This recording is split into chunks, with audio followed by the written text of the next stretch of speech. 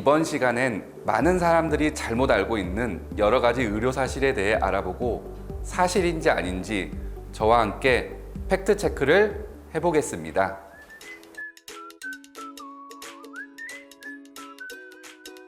사실이 아닙니다.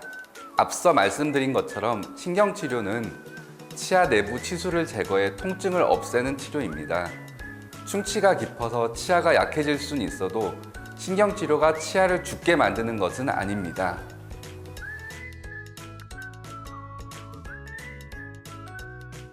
사실이 아닙니다. 신경치료 후 치아는 약해져 있기 때문에 크라운으로 보호하지 않으면 쉽게 마모되거나 파절될 수 있습니다. 간혹 신경치료만 하는 경우도 있지만 크라운은 선택이 아니라 필수라고 볼 수 있습니다.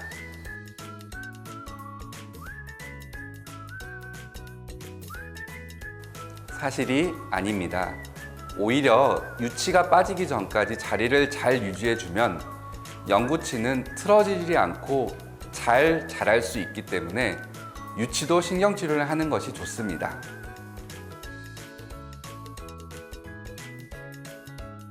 네, 사실입니다. 아이스크림도 차가운 음식이기 때문에 붓기와 통증을 줄어들게 할 수 있습니다. 그러나 시중에 유통되는 대부분의 단단한 형태의 아이스크림은 오히려 사랑니를 뽑은 자리에 자극을 줄 수 있기 때문에 단단한 아이스크림은 안 드시는 게 좋겠습니다. 사실이 아닙니다. 간혹 사랑니 발치 후 생기는 불편함으로 식욕이 없어서 살이 빠진다고 하는 분들이 계시는데 그런 경우에 나타나는 일시적인 상태가 아닐까 예상해 봅니다.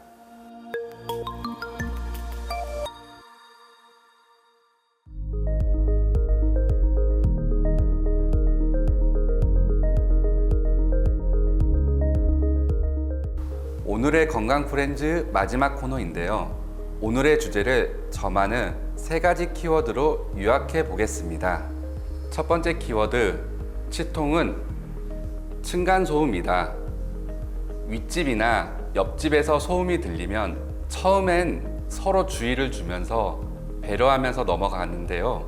하지만 소음이 계속되면 수면장애, 이명, 두통, 스트레스로 커져서 평화로운 일상을 방해한다고 합니다. 치통도 생활을 불편하게 한다는 점에서 같다고 생각합니다. 두 번째 키워드는 신경치료는 리모델링이다. 사실 신경치료는 치아를 미라화 시킨다고 볼 수 있는데요. 그것보다는 치아 내부를 새롭게 단장해서 통증 없이 깨끗한 치아를 사용할 수 있기 때문에 리모델링이라고 했습니다.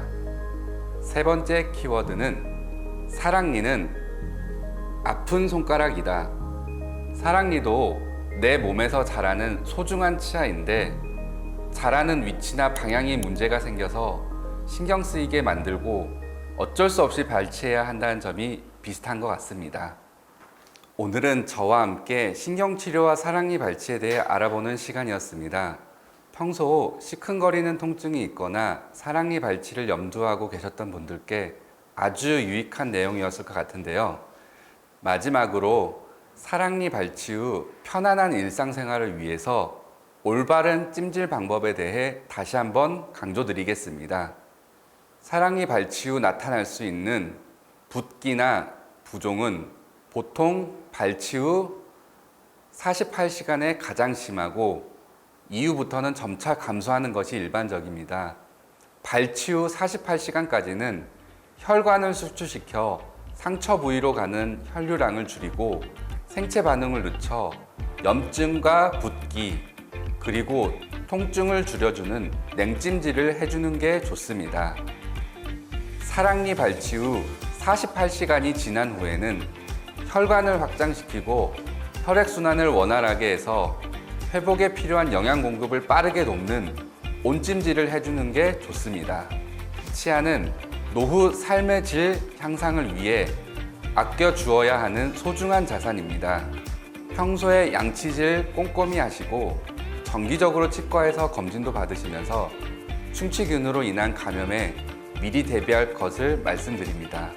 지금까지 치과의사 김의원이었습니다. 감사합니다.